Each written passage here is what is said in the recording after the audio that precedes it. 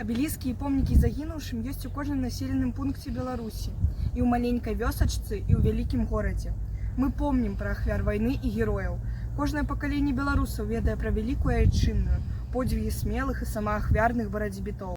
Абеліск воіны-партызан урачэння з'явіўся ў 1969 годзе, а побач з ім размешчана сцяна з прозвішчамі 175 нашых аднавяскоўцаў, якія загінулі, абараняючы радзіму далёка ад роднай вёскі, знішчаючы ненавіснага ворага ў партызанскім атрадзе. Я ўпэўнена, што абеліскі вялікай перамогі не толькі сведчанне гераізму і мужнасці, адзнака нашай памяці, удзячнасці і пашаны загінуўшых. Яны заўсёды будуць нагадваць і патрабаваць ад нас зрабіць усё магчымае, каб захаваць мір і спакой на нашай цудоўнай планеце.